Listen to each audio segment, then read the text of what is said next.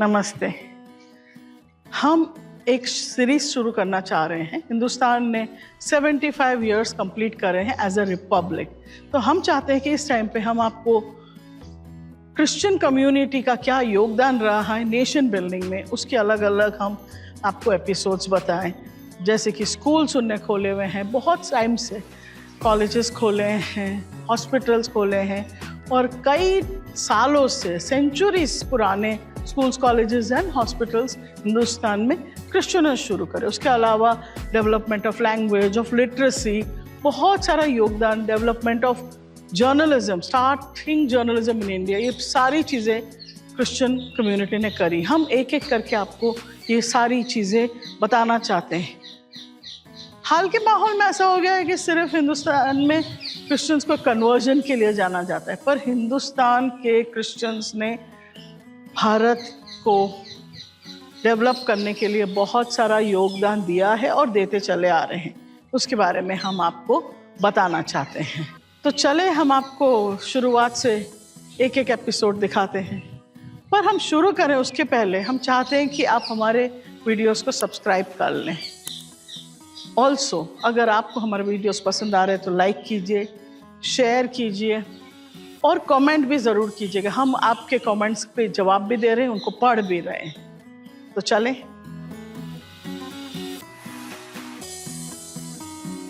अहमदाबाद शहर के रायगढ़ इलाके में एक पुरानी इमारत खड़ी है जो समय और शिक्षा की मिसाल है।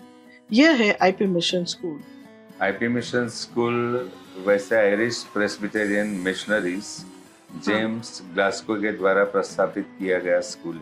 आयरिश मिशनरी जब आए तभी सबसे पहला काम उन्होंने सुवार्ता का तो किया, लेकिन साथ में यहाँ पर अहमदाबाद में एक भी इंग्लिश मीडियम स्कूल नहीं थी।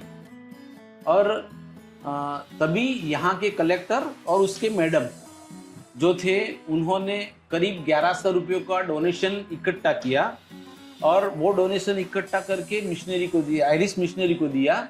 और वो 1100 रुपये में से सबसे पहले ये स्कूल बनाने का ख्याल आया, जिसने पिछले 150 साल में गुजरात के लाखों बच्चों की जिंदगियां बदल दी है। ये कहानी शुरू होती है 1866 में, जब आयरिश प्रेस्बिटेरियन मिशन ने अहमदाबाद के हाथी सिंह वाड़ी शाहपुर में शिक्षा का बीज बोया। पहले स्कूल शाहीबाग के आसपास शाहीबाग में बैठता था। वहीं पर कमरा किराए पे लिया गया और वहीं पर स्कूल चालू कर दी गई। सिर्फ 34 बच्चों के साथ इस स्कूल ने गुजरात में शिक्षा से बदलाव का बीज बोया और ये सफर शुरू किया। आयरलैंड के प्रेस्बिटेरियन चर्च के डोनेशन से बनी ये संस्था सिर्फ पढ़ाई तक सीमित नहीं है, बल्कि ये कम्युनिटीज और कल्चर को जोड़ने वाला ब्रिज भी बनी।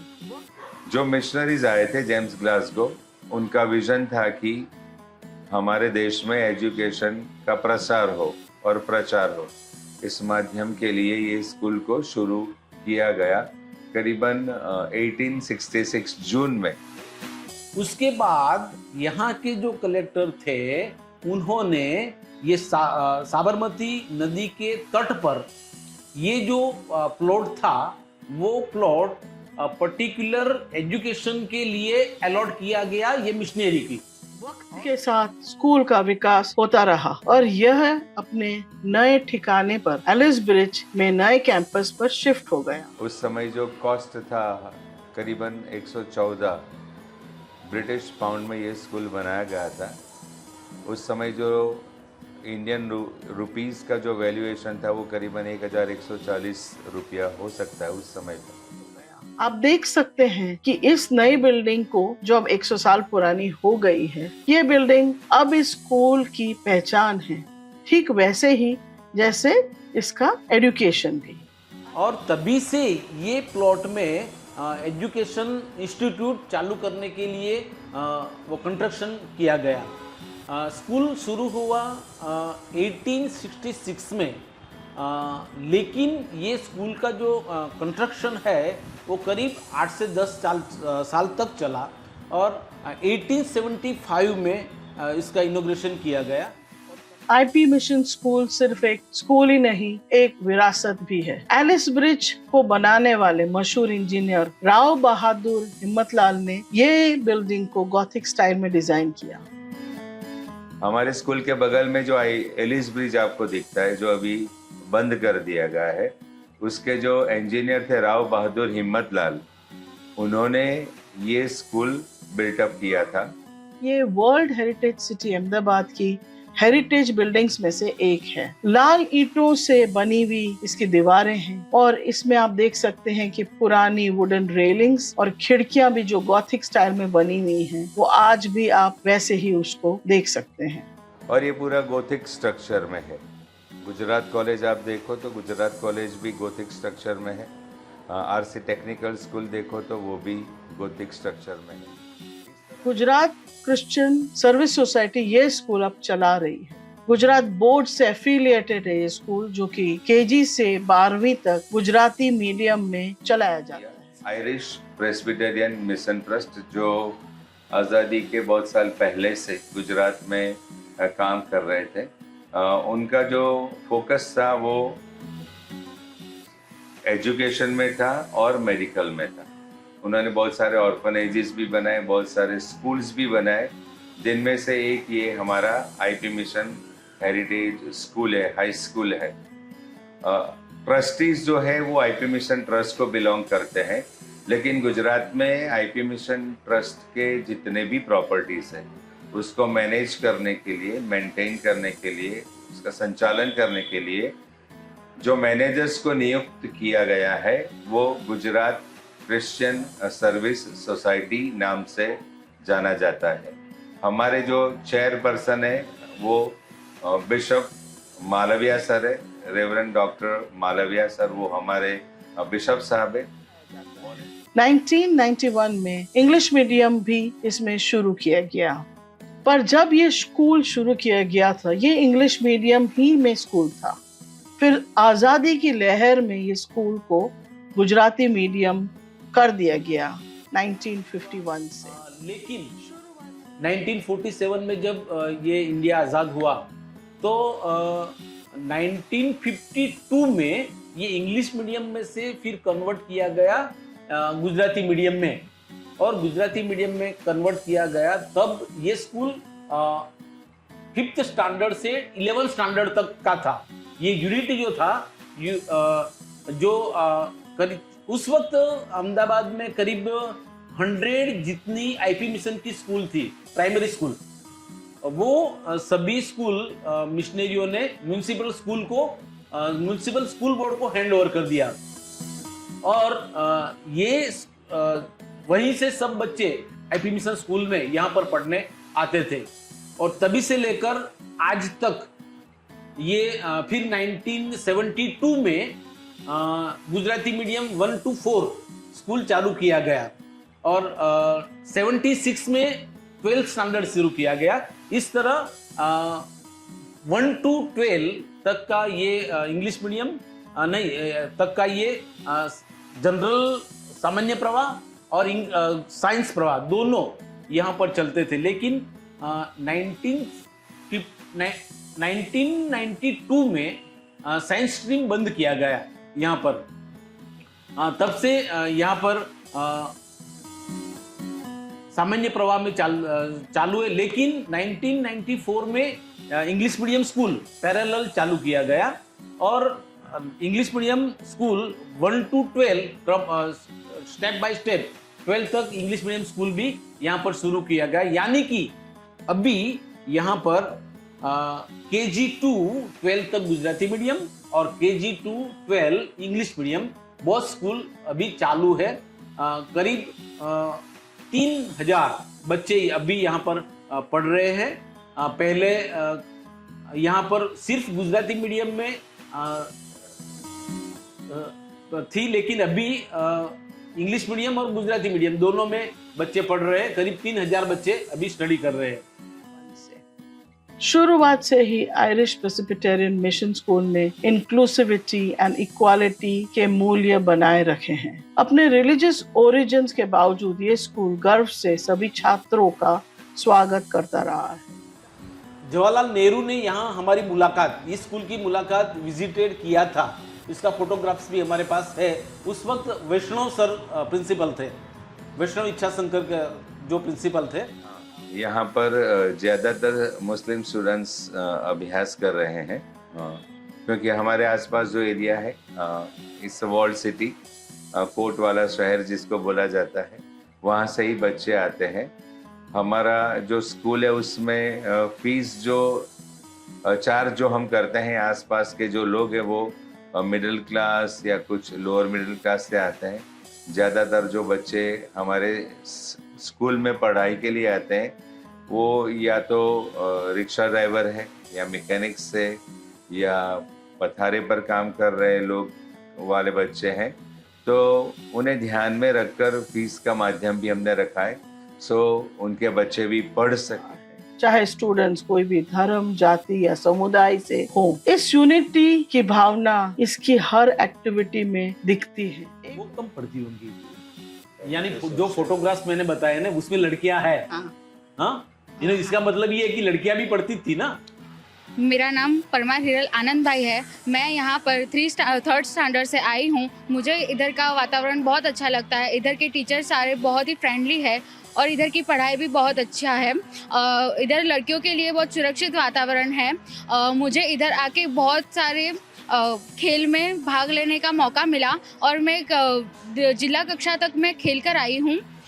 मुझे अभी हाल में जिला कक्षा में क्विज़ कंपटीशन में 2nd रैंक मिला है। मैं शाहपुर से इधर पढ़ने आती हूँ। मुझे यहाँ पर बहुत ही अच्छा लगता है। उधर की पढ़ाई बहुत ही अच्छी है।